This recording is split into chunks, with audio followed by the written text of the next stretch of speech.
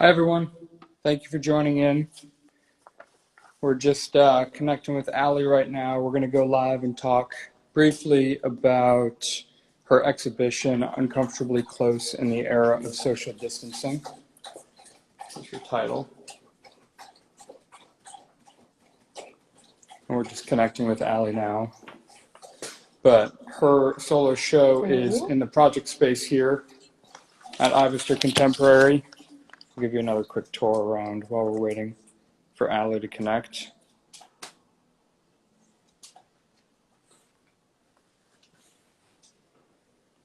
Hello. Can All the anyone hear me? physical work in this space is tufting, and the line work on the walls are all this work mostly here. That's all vinyl. It looks like Allie's unable to join. We're going to try again. Let's see. I'm going to try to. Here we go. Could be me, Alie.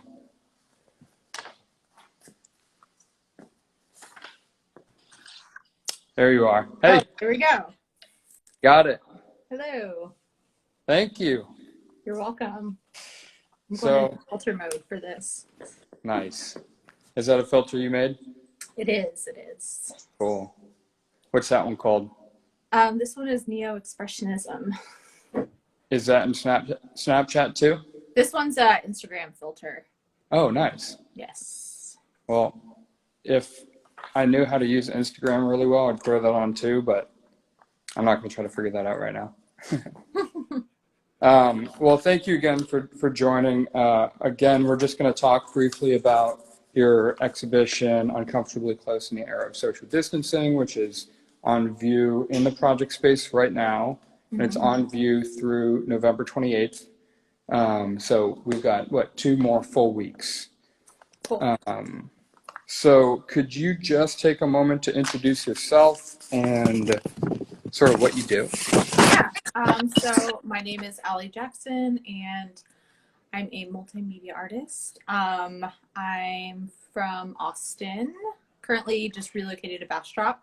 So right down the road out east. Yeah, I don't know. Nice. No, that's good. Okay. I think not bad at all. So this show, can you talk about what the different mediums you used for this show? You mentioned multimedia, and there's, I think, 3 in this show.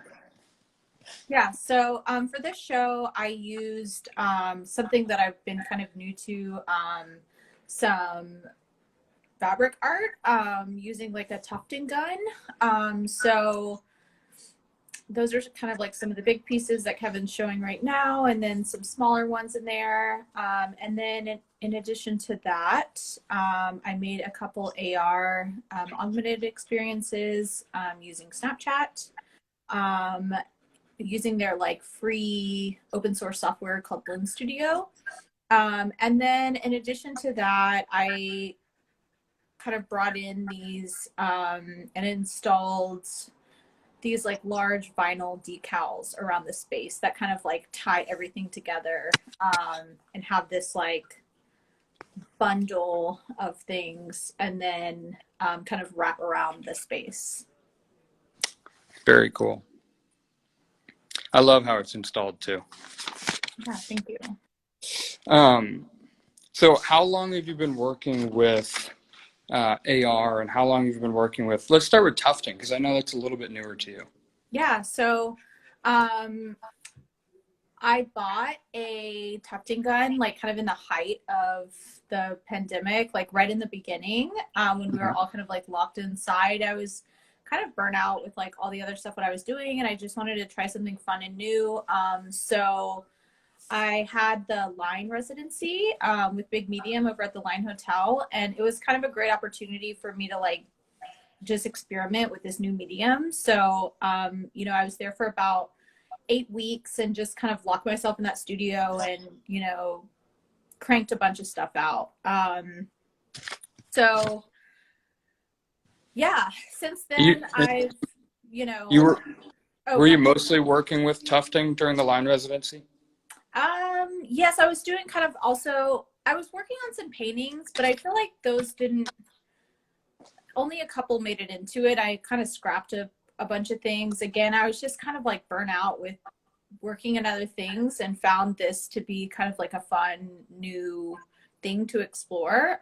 So I would say like 80% of the stuff in the show was tufting. And then I also had, like I said, some paintings and then some augmented pieces in that as well. Yeah. What is tufting exactly for those of us that don't know? Yeah, so it's essentially a process that's traditionally used to make. Uh-oh. You're frozen. Hold on. Fabric to it. We're going to get you back. There's like a way you can do it by hand. Here's the rug up close, the texture of that. This tool called a tufting gun. And basically what you do is like, it's kind of like a yarn gun. You feed yarn through it and then you press it up to the fabric, the backing fabric, and then kind of shoot in your design. It's kind of the best way I can describe it.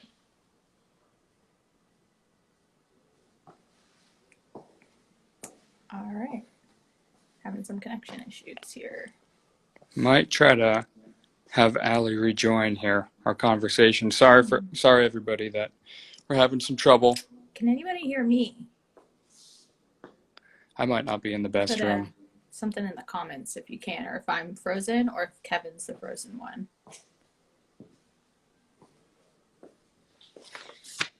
Let's see.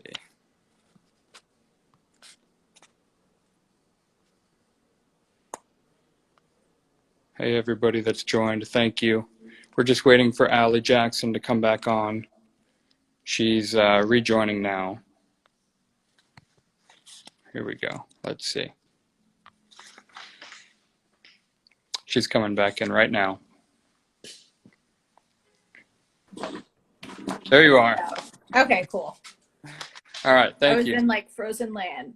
Yeah. Okay, cool. So I heard you were just starting to talk about tufting and that it's medium usually used for rug making. For rug making, yeah. And I think people are commenting that they heard me, but in case anyone's just joining, yeah, essentially I have this thing called a tufting gun, which is a yarn gun that you shoot yarn through into the screen and then just kind of like draw out your design, basically. Yeah. So some of that line work here up close where the different colors follow different lines, like in the purple, and you can see the pink line. Cool. So then your other medium, AR, what is that and how long you've been working with AR? Yeah, so AR, short for augmented reality. I've been working in AR for about 3.5 years at this point. I kind of got into it. I work as an art director, a digital art director. And so I'd kind of gotten into it building like art directing experiences for clients, kind of when Snapchat first started rolling out like sponsored filters for brands. And then I just kind of downloaded the software that they came out with and started playing around with it, which is kind of like my own work and experimenting with shapes and doodles and like sketches, digital sketches I had, and just kind of like installing or uploading, you know, those things into the program, and have just kind of like gone from there with it. Were you uploading them directly into Snapchat when you were first starting? Yeah, so kind of how it works, you know, you work in either like a 3D software or a 2D software like Photoshop or Illustrator, and then you save out assets or, you know, creative pieces, and then you import them into the software and kind of build the experience through there. Cool. Yeah. How long did you say you've been doing that? About 3-ish years. Okay. I don't know. Feels like forever, but also not that long ago. Well, I wish I could show all of our viewers that augmented reality. It's accessed again through Snapchat. We're on Instagram right now. But we will be uploading some videos and some stories on our Instagram here at Ivester Contemporary. So you can see that later tonight.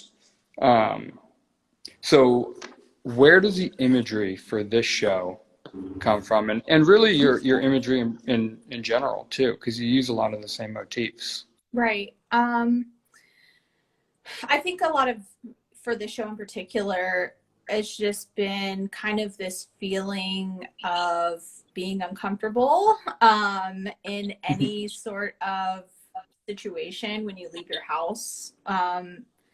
So, going to the grocery store or going to just run an errand or something, I feel like everyone, well, maybe not everyone, but I'm very hyper aware of like my bubble and, my 6 feet rule around me. And so a lot of the imagery just comes from like these observations, these feelings of like being, maybe like smothered with like people's germs or like people like coming too close or speaking too close or speaking with masks off or whatever, and just kind of like finding almost this like abstract representation of that. And I would say my work in general, I feel like since I've like live in this dual kind of world of like working in like digital, advertising and creative for brands, and then being a young person that lives on the internet, and like is addicted to the internet like we all are, right? Like Yeah. I've almost formed this kind of like iconography or like set of, I hate to say them, but like little emojis or like these little icons that almost like represent little different things in my life that are always kind of like constantly popping up. And then I've kind of gotten to the point, I feel like I've processed this after the fact of like kind of like using these over and over again, of almost having this kind of like visual language based on this like technological mindset that we all kind of have. I don't know. Yeah. That's kind of out there. But I think the mouths talking to each other and just sort of like, always moving or something that you use more than maybe anything else. And right. the eye. Yeah. That one Cool. definitely was just about this idea of like transmitting germs to each other. And again, like a lot of the work I do, I kind of like freestyle, and it like kind of comes from the subconscious.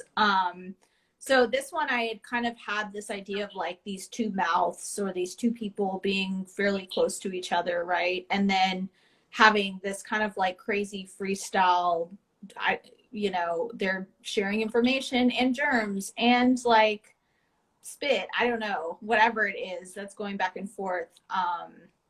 Just this idea of like this transmission of information and like germs during this time. I don't know.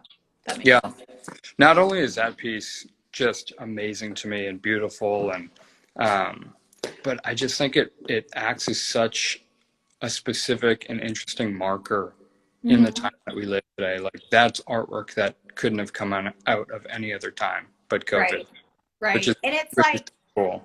It's not so COVID in your face, but it also kind of is, because that 10 years ago, just randomly, it would have never had the same, impact or idea. I may have lost you again, Alie.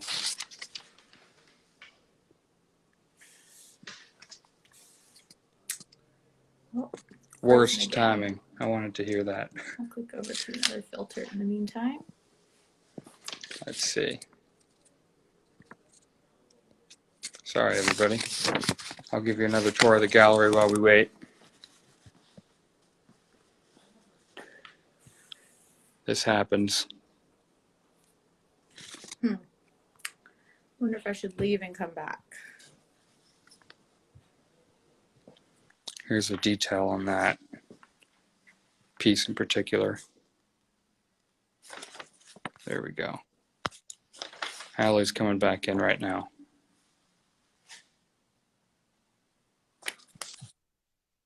All right. I think it sounds like this is a problem with me because people are saying that they can hear us both. I'm going to step a little bit outside the project room. Maybe my internet there is not so good. Yeah. Sorry. Cool. But you were talking about this coming directly out of COVID, that uncomfortably close conversation piece. Right, right. It's not like overtly like COVID, but it's also like, yeah, if you wouldn't have, I feel like now everybody who's gone through it can kind of see it and say, oh yeah, okay, I felt that, right? Or, I can relate. I feel like a lot of work that I do doesn't like overtly reflect, or I'm not going in with the intention to talk about like what's going on in politics or the world or whatever. It just kind of like happens subconsciously. But I feel like, this piece or this show in general did kind of have that concept kind of like going into it. Yeah. And then kind of making all of these little abstract little things that is kind of like how I feel about what's going on. So, Yeah, I think it's a good interpretation and an important interpretation. mm-hmm. I am going to give one more quick little pan of the project space. And I wanted to keep this conversation short because it's just a live interview, but I so appreciate your time. Yeah, of The course. show came out looking incredibly. Again, it's called Uncomfortably Close in the Era of Social Distancing. The exhibition's on view through November 28th, which is about 2 weeks. And I think if you have not seen the show yet, you've got to come by.